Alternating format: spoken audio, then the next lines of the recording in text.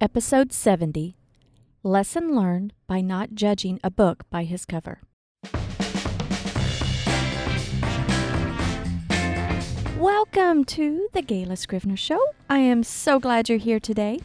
Now, you're in the right place if you're looking for ideas and inspiration to start and grow your own small business. But you know what? Just because you're a small business owner doesn't mean that you think small. On the contrary, it's so important to think big. I broke away from the 9-to-5 grind and stifled by a cubicle to create a work-from-anywhere lifestyle. Having the freedom to work from practically anywhere is a cool feeling, let me tell you. But here's the thing. It doesn't happen overnight, and it doesn't happen without work. But all that time and effort, the learning and the stretching is so worth it. Every week in this podcast, I'm sharing my experiences that I've had in growing my business and achieving the work-from-anywhere lifestyle. You too can experience wonderful adventure and freedom as you live life on your own terms. Now, be proud to be small, yet think big. And speaking of work-from-anywhere lifestyle, I am recording this episode after attending the Ray Edwards Copyright Academy. And we left there, my husband Robert and I left the conference to go visit with a friend and then in Tennessee and then shoot down to Florida to visit our daughter in Pensacola.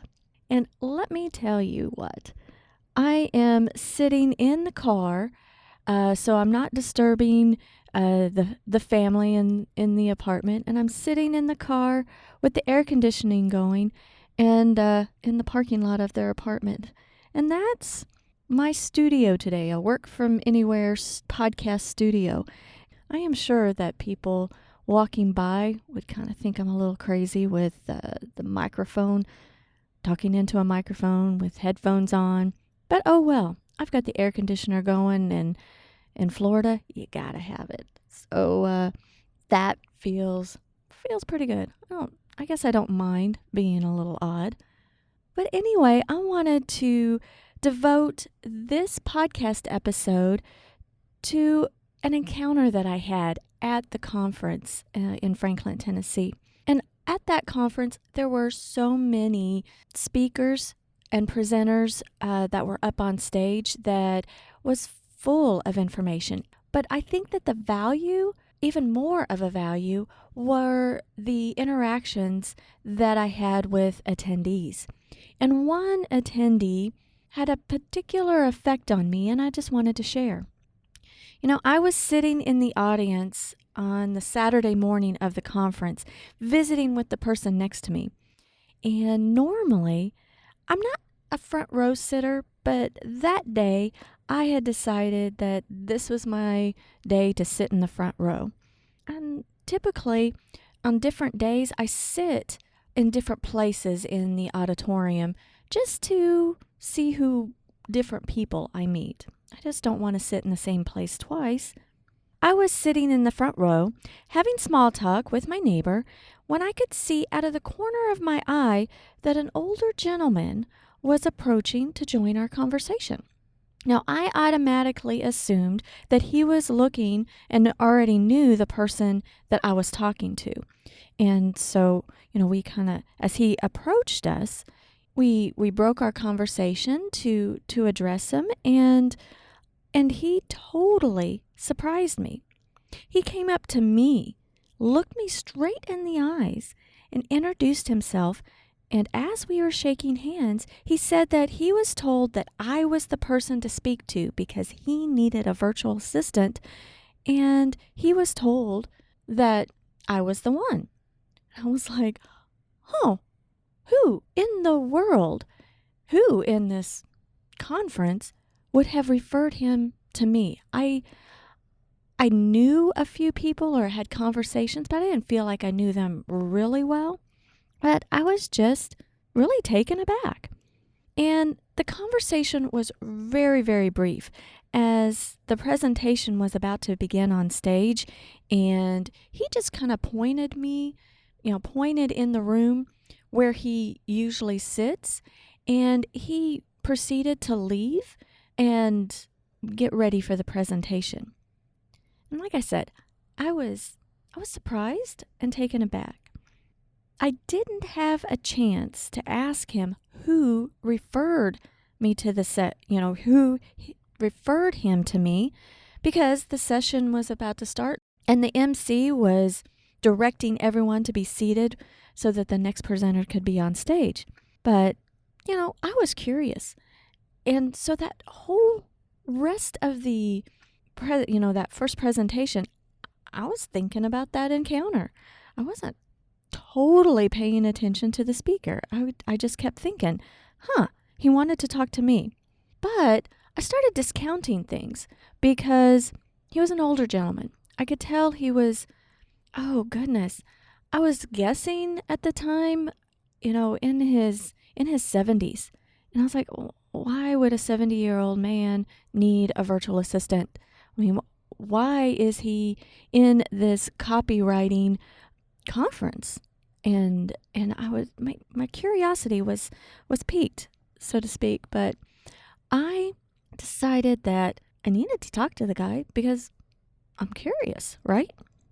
And the thing that I think I was looking back on, the thing that I was most curious about, and I'm kind of ashamed to say, I was most curious about, to be quite honest, that who in the conference thought enough of me to refer him to me. And I wanted to find out. So he really didn't fit the mold that I had imagined for my, ideal client. Not at all. But I still wanted to talk to him.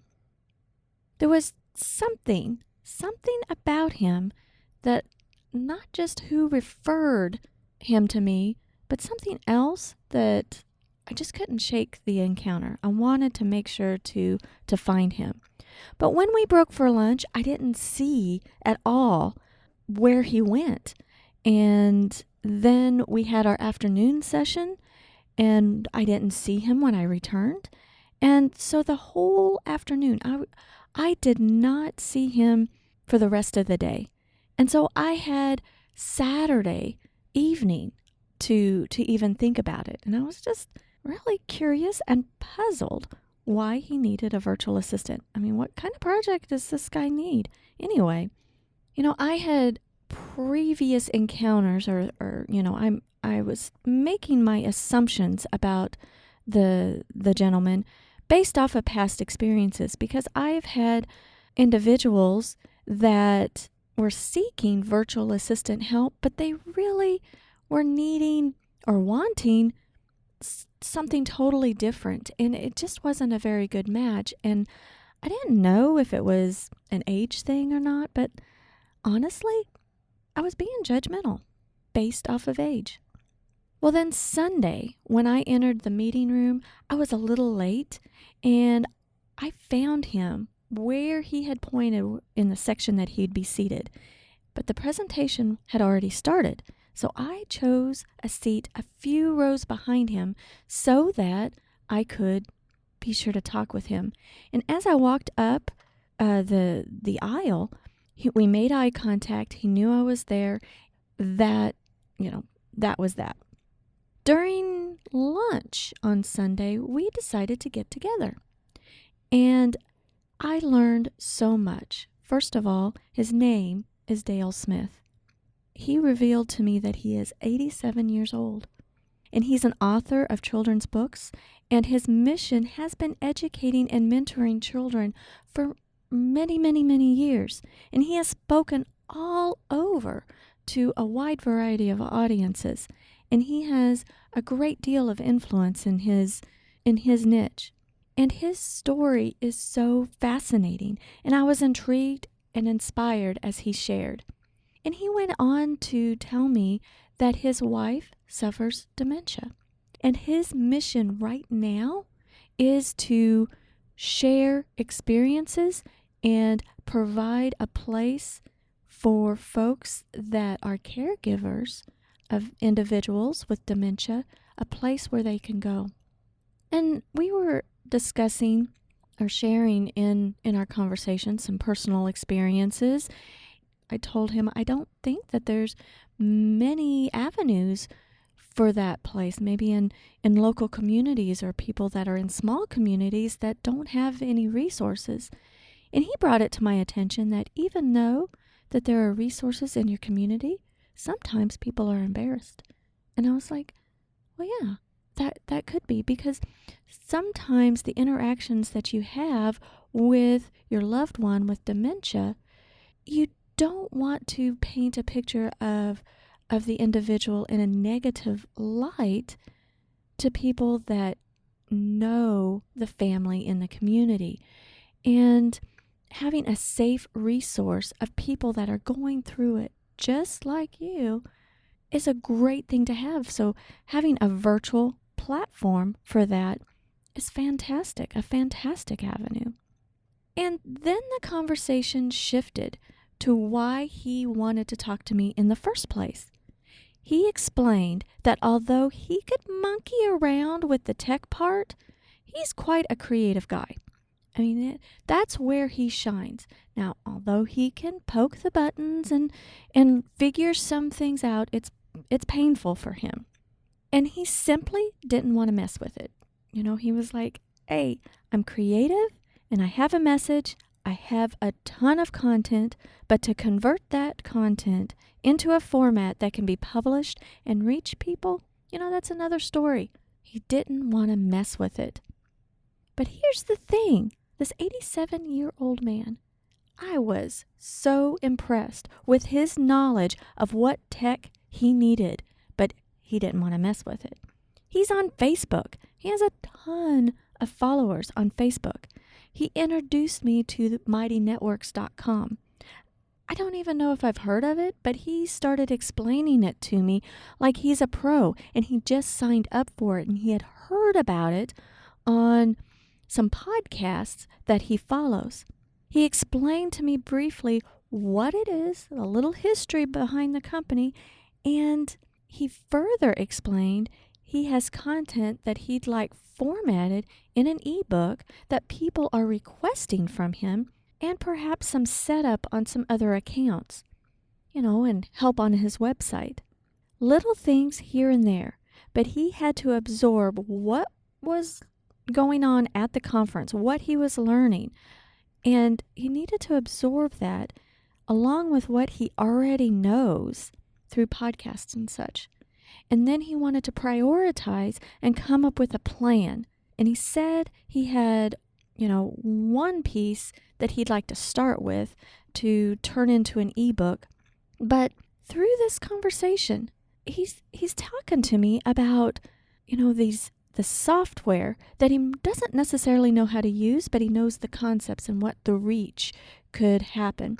He knows that content is extremely important and he needs to get his voice out. He needs to absorb the information that he's getting and make a plan before he delegates. And he even told me, get this, he even told me he's been, you know, working with someone through Fiverr, but thought that working with someone like a team like Scrivener Solutions would give him an opportunity to have more of a depth of service, and that he was feeling like he was missing. And the individual through Fiverr, you know, does one thing, what I gather anyway, and my team has more of the skill set range that he's looking for in the content marketing. So through our conversation, he thought that might be a good fit. But listen to me, Fiverr. This 87-year-old man knows what Fiverr is, and he has used it. It's, you know, not only knows what it is, but has gotten on his computer and has used the service to find someone who could help him accomplish a goal. He uses Facebook actively. He's 87 years old. He has learned about MyNetworks through a podcast and has studied and researched it and feels like it would be the best option to pursue for his next venture. His next venture includes, like I told you, helping folks who are caregivers of a loved one with dementia. Now, I'm going to reiterate this. Are you hearing what I'm saying? This 87-year-old man doesn't let tech stop him. I never heard him once, no, not once, that he can't do things because of tech. No, he chooses what he wants to be involved in, what he wants to be shown, and what he wants to delegate. He listens to podcasts so that he can learn. That's a free avenue. That's a free way to listen to a radio station, in essence, on his, I don't know whether he accesses them through his computer or his phone. I don't know. But he is accessing podcasts of people that of influence that gets their message out and learning from them on how he can do that. He evaluates what tech he needs and what tech he might want to pass on. He learns what techniques are needed to improve his systems. He learns about services like Fiverr to find individual help to help him reach his goal. He talks to individuals to see what works for them. Now, he's decided that he doesn't want to mess with tech. But remember what I said. He's on Facebook. And whether he likes it or not, he knows it's a communication tool. He gets on there and he regularly posts. And he has a great influence and a great communication with his followers. He shines when he creates content. He knows that. That's just plain and simple. That's where he shines. He enjoys his creative side of his mind. And if he were younger, he said that he may look into wanting to learn some more of this tech than he already has. But at this point in his life, that's just something he just doesn't want to mess with. It's too important to get the message out. He has a plan and the knowledge of the technology, a working knowledge of what the potential can be, of how he'd like to use that technology to accomplish his goals. He recognizes that he doesn't have to be the one pushing the buttons, so to speak, or even learning how to use the program fully. He's managing how he wants to disperse his message. And this is my biggest takeaway from that conversation. Aside from learning so much about his past and his impact and his future, and just being plain inspired. But this is my takeaway also, that you are never, ever too old to be working toward your goals. You are not too old to learn what tech is important and how to use it to your advantage. You don't have to physically use it, but you have to have a CEO mindset to know enough about it and to receive the outcomes that you are looking for your business to function better. So I have come in contact with a lot of folks in search of help for their business. And they're not quite ready to delegate to someone, but they use the excuse. They use the excuse that they aren't good with tech. And they hide behind that excuse for a reason why they are not growing in their business. So if you are thinking that you're too old for all this tech stuff, you should just tune it out. Tune that voice inside of your head that you're not good with tech stuff. Think of Dale. I tell you, I think one of the best things that came out of this past weekend at my conference was this conversation with Dale. Because sometimes the value isn't always in what you learn from the person at the podium. I had wonderful conversations with some great people at the conference, but each conversation had wonderful nuggets of information. Some conversations challenged me to think even bigger and strive for more. Some conversations were just plain small talk. But this conversation with Dale was different. Age is just a number. You can still do so much. You can recognize and prioritize and manage your business in a way where you're not doing everything. You can decide what you want to learn and do yourself based off a budget because, quite frankly, yes, he has a budget that he needs to work within, which we all do. And he is just launching something and he's doing it with the grassroots effort that all of us do, that all of us start with. This 87-year-old man has a message to get out, and he, by golly, is doing it.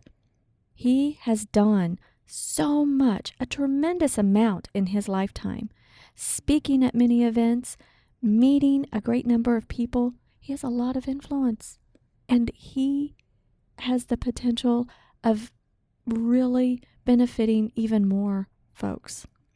I know that he has benefited me, and it takes one person at a time on how you can affect folks. That's another takeaway. You have a message to get out, and you're disservicing everyone that for every day that you're keeping your message to yourself, your talents to yourself. He never knew how he influenced people over the years and made a difference until, he's getting some evidence now because some people have found him over the years through Facebook and have expressed stories and gratitude from interactions that he has had in the past. Now, he has a message to share. Just like you have a message to share. You have talents to share. He's not done learning and planning and implementing. Now, his mission may have changed in different seasons of his life. But you know what? The technology has certainly changed in his lifetime. And he has learned enough about tech to move him forward. He, not once, not ever in that conversation, did he ever say that tech was stopping him. There was no phrases that said, oh man, I hate tech. I hate the technology. He recognizes that that is not his strong suit, but he is ready. As he's ready to make the investment to get projects done, he knows what outcome he wants. So he is finding the people and surrounding himself with the people that will help advance his goals, whether he delegates it or whether he gets straightforward knowledge to do something, one particular repetitive task on his own. He embraces the tech tools, but you don't have to be an expert to use them for his business. He knows that. You don't have to use them fully to advance your business. Depending on what it is and what your goals are, you can know enough about whatever technology that you'll use and understand it enough to fit in your overall strategy. You can know enough about certain technology to use it on a basic level if you want to, or you can delegate it to someone to keep it going on a consistent basis. Well, here's an example. Let's say you don't have a good email marketing process, okay? And you don't really know where to start, and you have a very limited budget. Instead of spending hours and hours and hours of time trying to figure out what you need, perhaps you're following somebody that uses a tool and teaches how to use that tool to at least get you set up and then going into a routine, a consistent routine on emailing your contacts, growing your email list as well.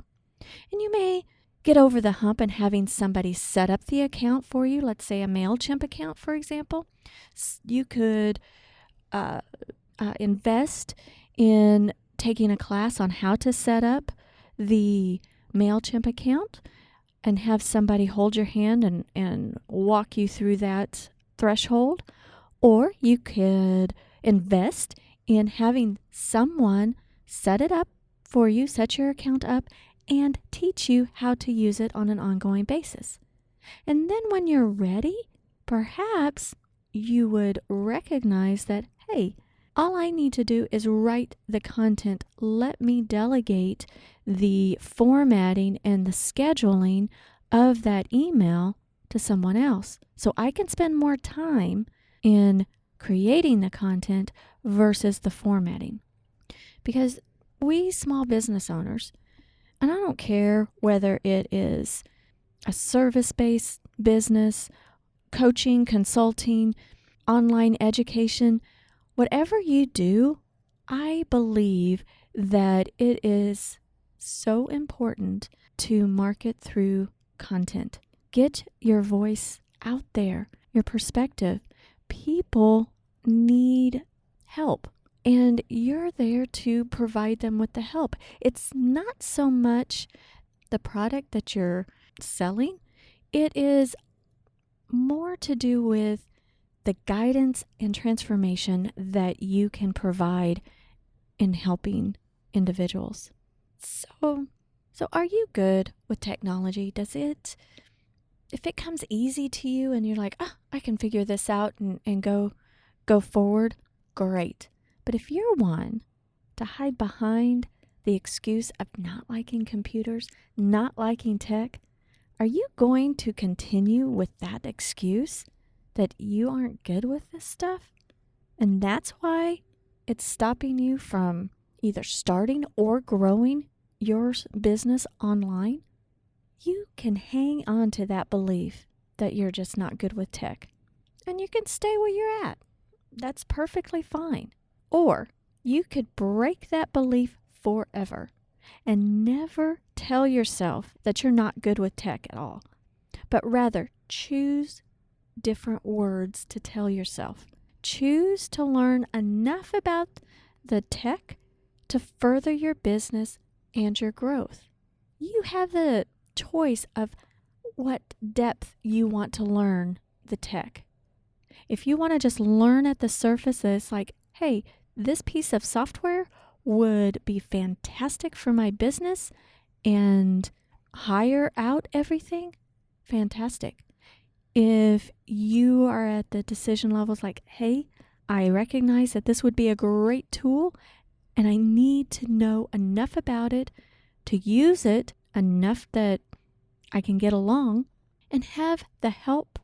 I need the help that I need to learn enough to get things set up and move me along. But just break the mindset that you're not good at it. Just simply learn enough about it, about whatever technology that's holding you up. Just learn enough about it or delegate part of it to get you further. It's not something that should hold you back, but should further you, but should allow you to grow as a person and as a business. So in my example, does that mean that you've been delaying starting an email list, starting and growing an email list because you don't know how to set up a MailChimp account? Or maybe you don't even know what MailChimp is, which is perfectly okay.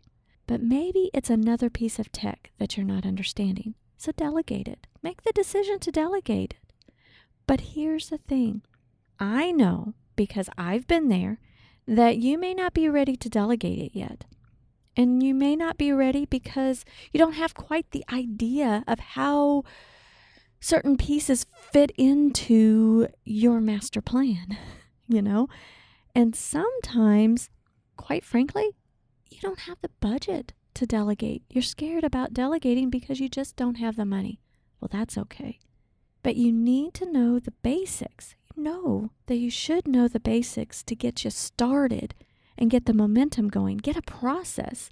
Maybe you need help creating a plan to gain momentum, to create systems and processes so that they're in place when you're grown enough and are ready to delegate. I'd love for you to contact me by dropping me an email at info@scrivenersolutions.com. That's info@scrivener solutions.com. Or, better yet, go to galascrivener.com/schedule.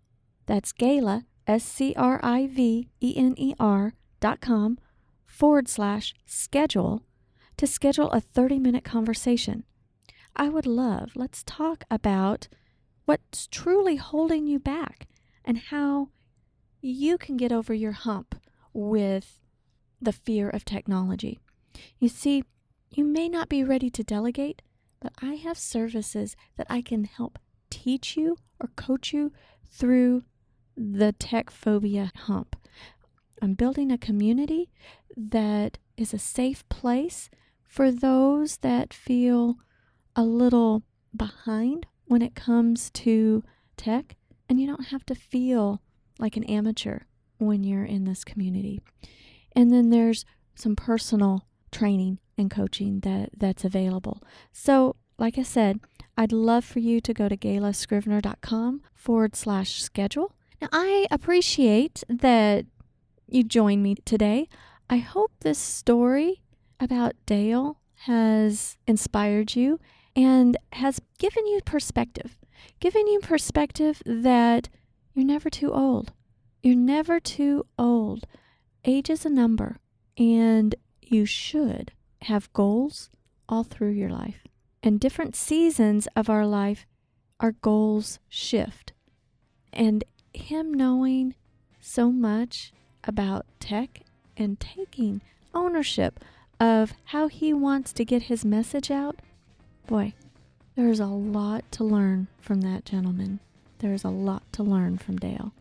So that's my wonderful takeaway from this past weekend, and I hope that there was something in this message that has helped you and that you enjoyed.